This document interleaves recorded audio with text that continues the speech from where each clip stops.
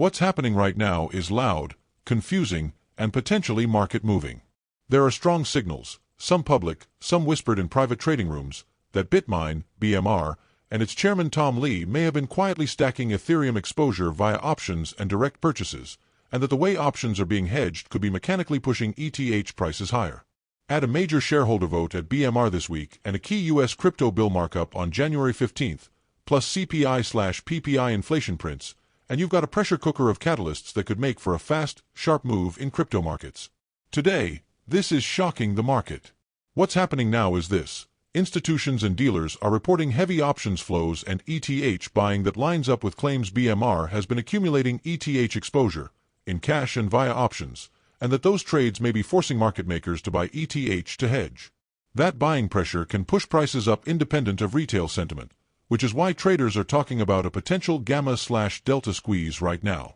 Put more simply, big players might be engineering, or benefiting from, a technical push higher that is partially self-reinforcing. And when that happens, the market reacts fast. Who's Tom Lee and what's Bmnr doing, in plain English? You already know Tom Lee as a high-profile crypto and market commentator, but right now, the real story is what his public company Bitmine, Bmnr/Bmnr, appears to be doing on the balance sheet and in options markets. Two headline facts to anchor you. Bitmine has publicly highlighted growing ETH holdings and is asking shareholders to vote on big governance proposals around expanding authorized shares and strategic flexibility. The company is scheduled for an annual shareholder meeting around January 15th, which matters for share issuance and potential capital raising/moving. Independent reporting and market trackers show institutional ETH buys and options activity, including large buys and expiries, that line up with the timing of Bmnr's recent disclosures. Some outlets reported Bitmine added thousands of ETH recently. Why that matters? When a public company with access to capital signals intent to own ETH, and when options dealers are forced to hedge outsized positions, price action follows, sometimes abruptly.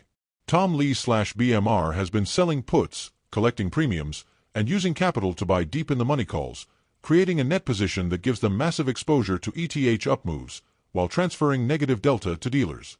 Dealers then hedge by buying ETH, and that hedging may be partly responsible for recent ETH spikes. Why this is juicy? Selling puts generates cash, premiums, which can be redeployed. Buying deep IDM calls is like buying ETH, but with different capital efficiency and leverage. Both sides of those trades force counterparties to take on negative delta, and that's the delta dealers have to hedge by buying ETH. If you're picturing a giant seesaw where the big guy stands on one end and dealers scramble on the other, you're not far off. By the way, if you are getting value from this video so far and want more like this, please like the video, it means much to us, and hit the subscribe button, and comment the word more. Just go ahead and type the word more so I know. Now that you have commented, let's continue. The market has already showed signs of this. Look at the price moves. You might have noticed a sudden ETH pop. The price moved from around $2,700 to the low $3,000s in a short window without a single obvious retail news catalyst. This is the exact kind of move you'd expect if dealers were forced into buying to hedge option exposure. Several market reports and exchanges flagged such dynamics around early January.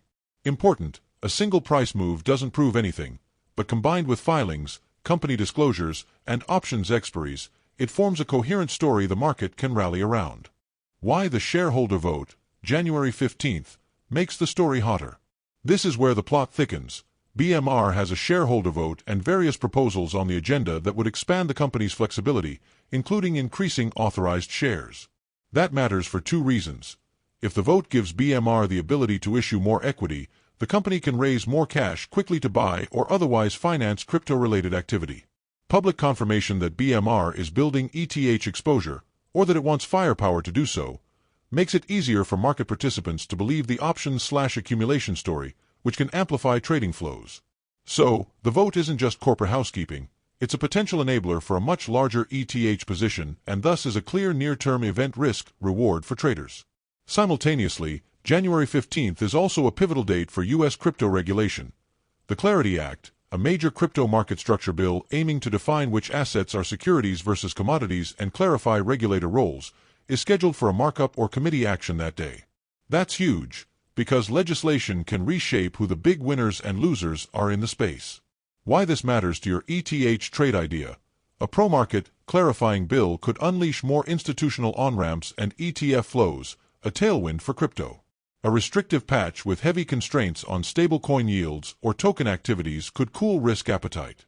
Recent media chatter suggests amendments might be contentious, and that the bill's text is evolving. So you have two January 15th events, the Bmnr shareholder meeting and the Clarity Act markup, that together create a high-impact day for crypto markets. Macro matters. CPI and PPI are also this week. You can't separate crypto from macro. The Bureau of Labor Statistics had scheduled Consumer Price Index, CPI, and Producer Price Index, PPI, releases in this window, and inflation surprises change risk-on/risk-off behavior fast. The official BLS schedule shows the CPI and PPI timing for January releases. Traders expect those prints to influence equities and flows into crypto. In plain English, even if Bmnr's options move creates mechanical demand for ETH, if CPI prints hot, macro tightening or risk aversion can pull liquidity out of the market, muting or reversing moves. Conversely, cooler inflation could supercharge the upside by increasing risk appetite. Tom Lee is known for bold price calls. He's forecasted multi-thousand ETH targets before such as $9,000. Right now, headlines cite his bullish long-term views, big numbers, ambitious targets. Forecasts are useful as macro context, but don't anchor your risk management to a headline price alone. Markets move on structure, flows, hedging, and liquidity, not only on optimistic press releases. Note this as well. Daniel 7 verses 25-27 tells us, "And he shall speak great words against the Most High, and shall wear out the saints of the Most High, and think to change times and laws, and they shall be given into his hand until a time and times and the dividing of time. But the judgment shall sit, and they shall take away his dominion, to consume and to destroy it unto the end. And the kingdom and dominion, and the greatness of the kingdom under the whole heaven, shall be given to the people of the saints of the Most High, whose kingdom is an everlasting kingdom, and all dominions shall serve and obey him." Want more information about the books of prophecy? Please check the description section. That's the end for now. If you have watched until the end, drop a comment like this: "I stayed until the end." Just comment that I stayed until the end. When I see this comment, I will give you a heart. 3 more favors I request from you. First, like this video, subscribe, and then turn on the notifications bell. If you do this, you greatly encourage us to continue bringing to you more insightful videos. Do not miss out on our future videos. All I am asking is your subscription. Thank you for joining me today. Your support means so much to us.